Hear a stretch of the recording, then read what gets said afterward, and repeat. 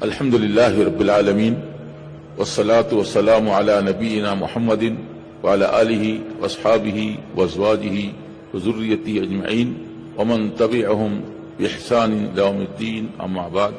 محترم عالی جناب بیرسٹر اسدالدین صاحب نقیب ملت حفظہ اللہ اور صدر مجلس اتحاد المسلمین اور رکن پارلیمان، اور اسی طرح داعش پر تشریف فرما تمام ذمہ داران جمعیت اور ذمہ داران ملت اور میرے محترم بزرگوں اور بھائیوں، السلام علیکم ورحمۃ اللہ وبرکاتہ۔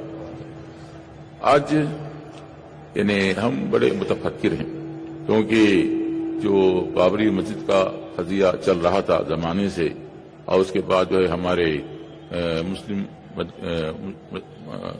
پرسنل لا بورڈ جو ہمارا ادارہ ہے، مسلمانوں کا معتمد علیہ ادارہ ہے، اس کے ذمہ دار ہماری طرف سے کام کر رہے تھے، اور فیصلہ آنے سے پہلے، بہت پہلے ہی جب شروع ہوا مقدمہ، تو یہ بات طے تھی کہ یہ ملک کی آخری سب سے بڑی عدالت ہے، اس لیے ہم اس کے فیصلے کو مانیں گے، اور اس کے علاوہ کوئی اور چارہ کار بھی نہیں تھا، یہ کہنے کے علاوہ کچھ کہہ بھی نہیں سکتے تھے، آخری حل وہی تھا۔ اور یہ زندگی ایسا ہے، دنیا میں بہت سارے معاملات ایسے آتے ہیں کہ انسان نہیں چاہتا اس کو، لیکن قبول کرنا پڑتا ہے اور ماننا پڑتا ہے، اور یہ زندگی اسی طرح گزرتی ہے، کبھی جیت، کبھی ہار، کبھی خوشی، کبھی غم، افراد میں، اقوام میں اور جماعتوں میں ایسے مراحل آتے ہیں۔ تو آج جو فیصلہ آیا وہ بالکل خلاف توقع ہے۔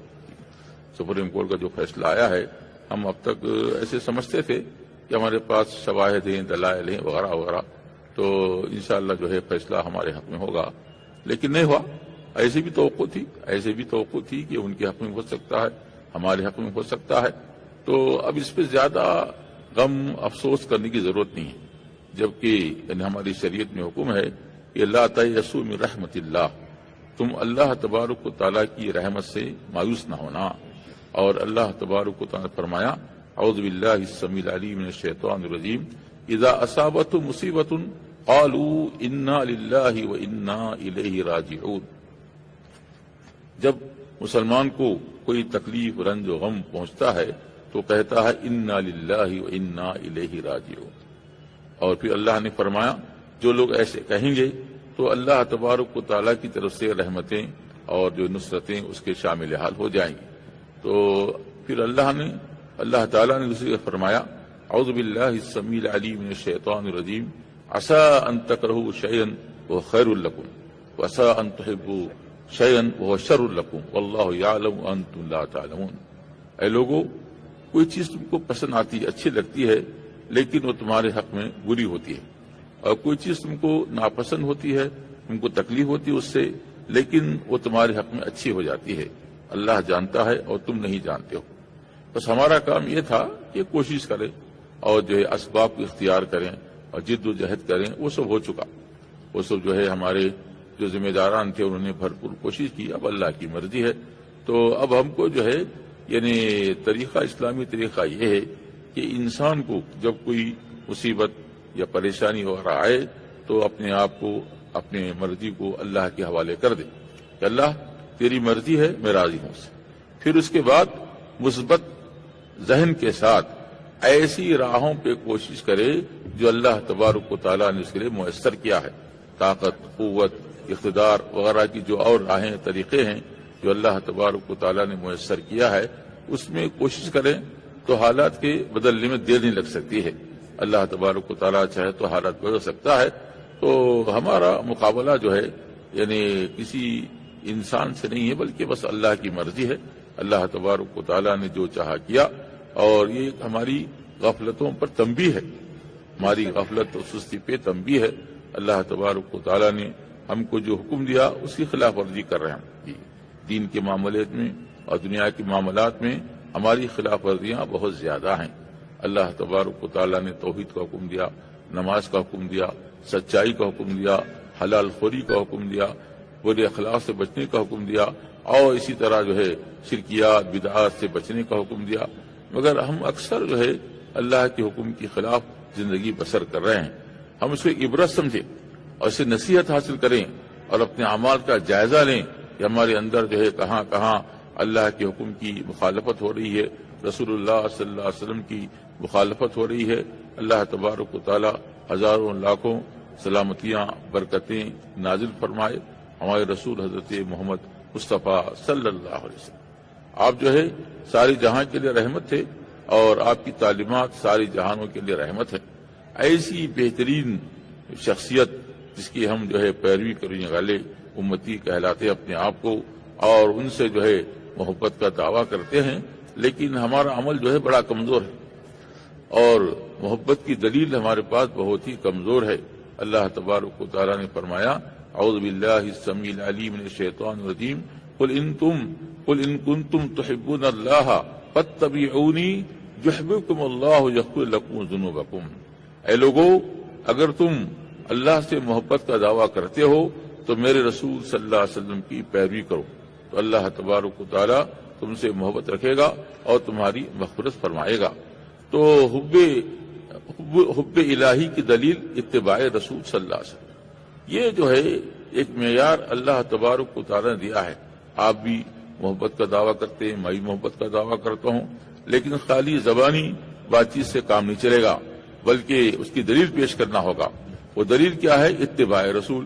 ہم ہماری زندگی میں دیکھیں کہ ہم کس قدر جو ہے اللہ کے رسول صلی اللہ علیہ وسلم کی پیروی کرتے ہیں، جی، نمازوں کی پابندی میں، حلال پہ اکتفا کرنے میں، حرام سے بچنے میں، اچھے اخلاق میں، برے اخلاق سے دور رہنے میں، قرآن سے تعلق کرنے میں، حدیث رسول سے تعلق پیدا کرنے میں، اور اسی طرح جو ہے دعوت تبلیغ میں۔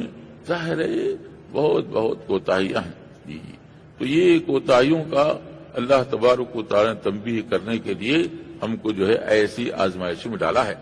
تو اب ہمارا کام یہ ہے کہ اپنا جائزہ لیں، اور جہاں جہاں ہمارے پاس کوتاہیاں ہیں اور برائیاں ہیں، اخلاقی رذالتیں ہیں، اور جو ہے حرام کاموں کی تو رغبت ہے، فرائض سے غفلت ہے، ان سب کی اصلاح کریں۔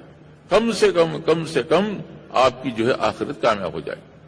دنیا تو خیر آزمائش ہے، اور آزمائش میں انسان کبھی اچھی کبھی بری دونوں باتوں کا سامنا کرنا پڑتا ہے۔ تو اب یہ جو بابری مسجد کا قضیہ ہے، ماشاءاللہ جو ہے ہمارے جو معتمد علماء کرام لیڈران ہیں، سب نے کوشش کی اور جد و جہد کی اور دلائل سے ثابت بھی کیا، لیکن منظور نہیں ہوا۔ اللہ تبارک و تعالیٰ کو منظور نہیں ہوا۔ انسان کیا کرتا؟ کوئی انسان کچھ بھی نہیں کرتا، نہ حکومت کر سکتی ہے کچھ، نہ کوئی کر سکتا ہے، بس اللہ کی طرف سے اذن ہوتا ہے۔ تو اللہ تبارک و تعالیٰ آزماتا ہے، کبھی جو ہے سختی کے ذریعے، کبھی نرمی کے ذریعے، کبھی دے کر، کبھی محروم کر کے، کبھی اونچا کر کے، کبھی نیچا کر کے۔ آزمائشیں ہیں انسان کے ساتھ، قوموں کے ساتھ، جماعتوں کے ساتھ لگی ہوئی ہیں۔ تو اللہ تبارک و تعالیٰ کا قانون یہ ہے کہ انسانوں کو آزماتا ہے، کبھی لے کے کبھی دے کے، اور یہ دیکھتا ہے کہ بندہ جب لیتا ہے ملتا ہے تو شکر کرتا ہے کہ نہیں، اور جب جو ہے اس سے لیتا ہے تو صبر کرتا ہے کہ نہیں۔ بس صبر اور شکر یہ دونوں چیزیں لازم ہیں۔ آج ہم کو جو صبر کی زیادہ ضرورت ہے آج کے دن، اور اس کے بعد جو ہے اللہ کی نعمتوں کو پہچاننا۔ کیا اس سے بڑی کوئی اور نعمت ہو سکتی ہے کہ ہم کو اسلام کی توفیق ملی؟ اللہ تبارک و تعالیٰ نے ہم کو بہترین دیا، راہ ہدایت کو واضح کیا، اللہ کے رسول محمد صلی اللہ علیہ وسلم کو رسول بنایا، اور آپ صلی اللہ علیہ وسلم نے بہترین نمونہ پیش کیا، بندگی کے اعلیٰ مدارج کو طے کیا، اور سارے جہاں کے لیے باعث رحمت بن گئے۔ ایسے رسول کی ہم نام لیوا ہیں، ایسے رسول کی ہم پیروی کا دعویٰ کرنے والے ہیں، ایسے رسول سے ہم محبت کے دعوے دار ہیں ماشاءاللہ۔ تو یہ جو ہے اللہ تبارک و تعالیٰ کی بہت بڑی نعمت ہے۔ اس کے مقابلے میں اگر ساری مصیبتوں کو رکھا جائے تب بھی اللہ کی نعمت بہت ہی بھاری ہے۔ تو میرے بزرگوں اور بھائیوں، اللہ کا شکر ادا کرو کہ آپ کو دین اسلام کی نعمت ملی ہے، راہ ہدایت آسان ہو گئی ہے۔ اللہ تعالیٰ نے ہر قسم کی کجی، گمراہی، خرافات، بدعات وغیرہ وغیرہ سے بچایا، ایک اللہ کا بندہ بنایا اور ساری بندگیوں سے آزاد کر دیا۔ ماشاءاللہ، یہ جو دین اسلام کی نعمت ہے۔ اور یہ جو بابری مسجد کا قضیہ ہے، آتے جاتے رہتے ہیں لوگ، جی، دنیا چلتی رہتی ہے، اور ہم جو ہے بس یہی کریں گے، اللہ کی مرضی پہ چلیں گے، دعا کریں گے، تو اللہ تبارک و تعالی ہمارے حالات کے بدلنے پہ یقیناً قادر ہے۔ تو صبر سے کام لیجئے، پرسکون رہیے، اور جو ہے آئندہ کے واسطے اچھی سی اچھی تدبیر کیجئے۔ اور ہمارے جو قائدین ہیں محترم نقیب الملت بیرسٹر اسدالدین اویسی صاحب، ہم جو ہے ان کے ساتھ کھڑے ہیں انشاءاللہ. ان کی جو ہے پوری تائید کرتے ہیں اور جو ہے ان کے جو بھی ان کا حکم ہوگا انشاءاللہ اس کو